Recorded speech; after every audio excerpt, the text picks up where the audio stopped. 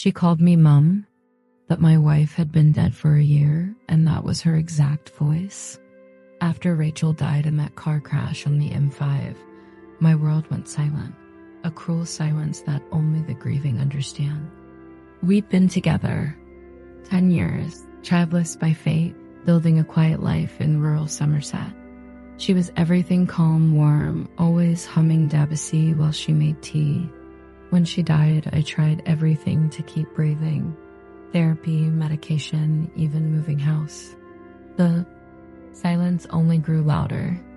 And then, on a lonely September morning, I saw her, a quiet, pale girl with dark hair, maybe 6 or 7, sitting alone on a bench at the park, shivering without shoes.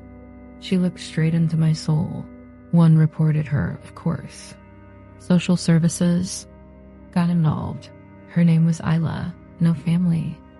Found wandering several times before. I wasn't planning to adopt. God, I wasn't even planning to live much longer, but something about her haunted me. Within months, she was living in my guest room. She barely spoke, wouldn't play, but she'd stare at Rachel's old photograph for hours. And every night around 2:30 a.m., I'd hear footsteps. Then a whisper outside my bedroom door, "Mom?" At first I thought I was dreaming. The voice, it wasn't Isla's, it was Rachel's. Exactly.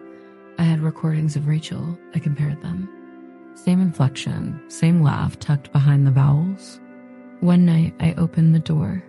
Isla was standing there, head tilted, whispering, "Mom, come back to bed." I slammed the door shut. Next morning, she acted normal, or as normal as a child. Who never smiles? I brought it up to her social worker.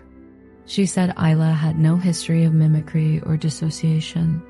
I set up a camera.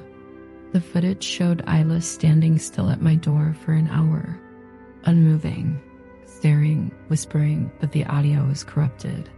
Just static. I asked a child psychologist to visit. Isla stared at her and whispered, "She's not ready yet." The psychologist left and never returned. I found her profile later deleted. We tried to get rid of the voice, moved Rachel's belongings into storage, burned some. Isla cried and screamed for the first time, "Don't take her from me again."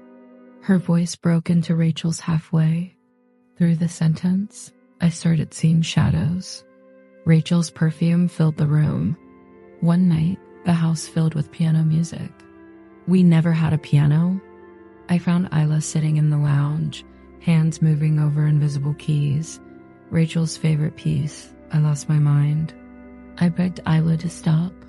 She turned to me with dead, tearless eyes and said, "You made me promise I'd come back to you." I checked. Records again, birth certificate, blank, no hospital, no nursery files, just reports of found child submitted by anonymous sources. I tracked down the caseworker who first filed Isla's report. He'd gone missing 6 months ago. His last online post said, "I saw her eyes. They weren't hers." I reached out to a priest. He stayed one night. The next morning he left. A note, "Don't try to separate them. You'll lose them both."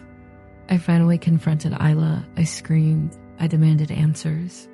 She stared, blinked once, and said, "I died too, you know. In that car, you only found her body." My blood ran cold. That night, I dreamt of the crash. Rachel screaming, then silence. Then a child's voice from the wreckage, "It's okay, I'll find you." I woke up gasping. Isla was asleep beside me, her arm over my chest. I didn't put her there. I decided to return her to care. I packed her things, but the car wouldn't start. The doors wouldn't open. Every mirror in the house shattered. I found her drawing circles on the floor in chalk, symbols I couldn't recognize. She whispered, "I won't go again." That night, the house burned. Everything gone except the guest room, intact. Isla unharmed. I was hospitalized for smoke inhalation. They asked me who she was. I said, "My daughter," because I finally understood. Rachel had come back, not fully, not cleanly, but something of her love, her guilt, her unfinished breath had fused with that child. Or maybe something had taken Rachel's voice to keep Isla from being alone. Either way, they were one now. And when we left the hospital together, Isla looked up at me, smiled for the first time, and whispered, "Mom." And this time I whispered back, "Yes, love." Because some hauntings aren't meant to be exorcised. Some are meant to be raised like daughters.